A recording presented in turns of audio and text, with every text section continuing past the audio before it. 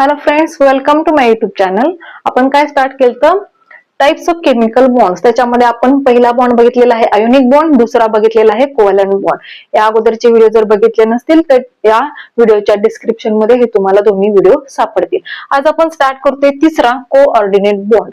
आता हा coordinate bond काय असतो बघा. A bond formed when the two electrons required for sharing between two atoms are contributed by one atom only. म्हणजे काय, एका बॉन्ड मध्ये लागणारे दोन इलेक्ट्रॉन्स असतील तर ते दोन्ही इलेक्ट्रॉन्स कोण करेल, एकच ऍटम कंट्रीब्यूट करेल. वन ऍटम ओनली काय करेल, एकच ऍटम काय करेल, दोन्ही इलेक्ट्रॉन कंट्रीब्यूट करेल. म्हणजे एका बॉन्ड साठी लागणारे दोन्ही इलेक्ट्रॉन एकच ऍटम देईल.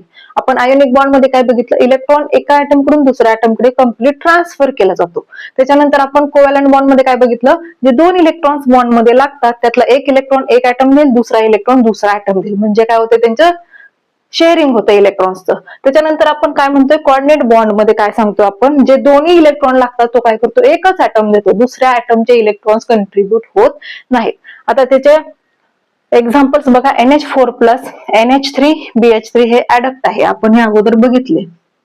ठीक आहे, हे काय आहे, अडक्ट आहे. आता हा कोऑर्डिनेट बॉन्ड दाखवण्यासाठी काय केलं जातं, डोनर कडून ऍक्सेप्टर कडे एरो दाखवला जातो. देणारा कोण आहे, डोनर, त्याच्याकडून ऍक्सेप्टर कोण आहे, त्याच्याकडे काय केलं होतं, एरो दाखवला जातो. म्हणजे इलेक्ट्रॉन कुठून जात आहेत, डोनर कडून कोणाकडे जात आहेत, ऍक्सेप्टर कडे. म्हणून काय केलं, एरो कोणाकडे दाखवतो आपण, ऍक्सेप्टर कडे दाखवतो.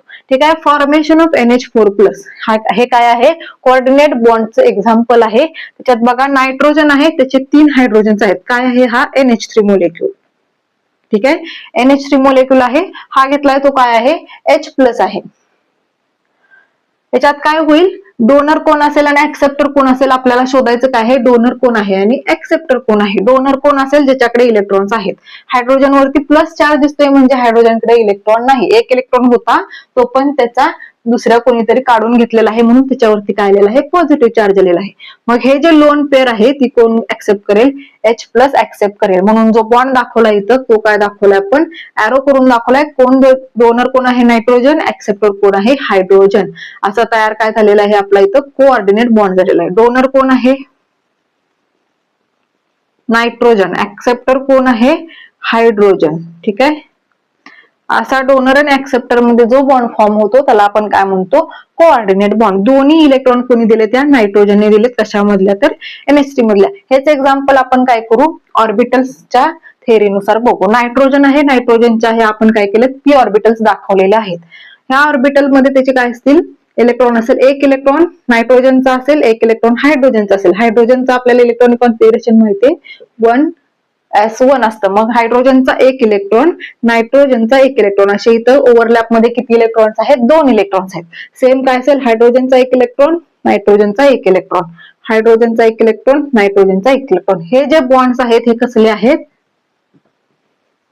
कोव्हॅलंट बॉन्ड्स आहेत. आपण लास्ट व्हिडिओ मध्ये बघितलेला आहे कोव्हॅलंट बॉन्ड काय असतो, एक इलेक्ट्रॉन एका ऍटमनी शेअर केला असतो, दुसरा इलेक्ट्रॉन दुसऱ्या ऍटमनी शेअर केलेला असतो. अशा वेळी जो बॉन्ड फॉर्म होतो त्याला काय म्हणतो आपण, कोव्हॅलंट बॉन्ड. आता आपण स्टडी काय करतोय, कोऑर्डिनेट बॉन्ड. कोऑर्डिनेट बॉन्ड मध्ये काय होतं, नायट्रोजनची जी लोन पेअर आहे ती लोन पेअर काय करतोय, हा हायड्रोजन ऍक्सेप्ट करतोय. हायड्रोजन वरती काय आहे, हा पॉझिटिव्ह चार्ज आहे.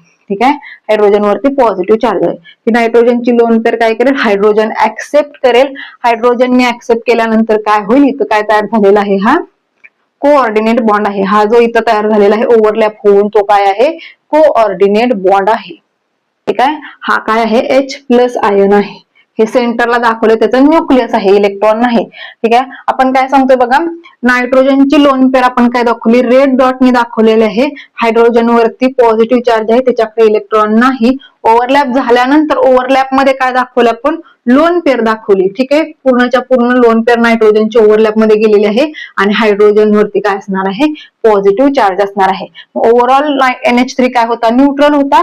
H वरती पॉझिटिव्ह चार्ज होता. त्याच्यामुळे जे अडक्ट फॉर्मेशन होईल किंवा जे कॉम्प्लेक्स फॉर्मेशन होईल म्हणतो आपण, त्याच्यावरती काय असणार आहे, एक पॉझिटिव्ह चार्ज असणार आहे. इलेक्ट्रॉन्स फक्त डोनेट झालेले आहेत, पण हायड्रोजन वरती पॉझिटिव्ह चार्ज आहे तसा राहिलेला आहे. म्हणजेच पूर्ण जे कॉम्प्लेक्स तयार होते त्याच्यावरती आपण काय केलेलं आहे, पॉझिटिव्ह चार्ज दिलेला आहे. ठीक आहे, काय बघितलं, कोऑर्डिनेट बॉन्ड कसा फॉर्म होतो, एका बॉन्ड्सला फॉर्म करण्यासाठी 2 इलेक्ट्रॉन्स लागतात. मग 2 इलेक्ट्रॉन्स कोण कंट्रीब्युट करेल? कोऑर्डिनेट बॉन्ड मध्ये एकच ऍटम दोन्ही इलेक्ट्रॉन कंट्रीब्युट करत असेल तर जो बॉन्ड फॉर्म होतो त्याला आपण काय म्हणतो? Coordinate bond. नेक्स्ट व्हिडिओमध्ये आपण काय करणार आहे? आणखी एक एक्झाम्पल बघणार आहे आणि त्याच्या राहिलेल्या प्रॉपर्टीज बघणार आहे. भेटू आपण नेक्स्ट व्हिडिओमध्ये. थँक्यू.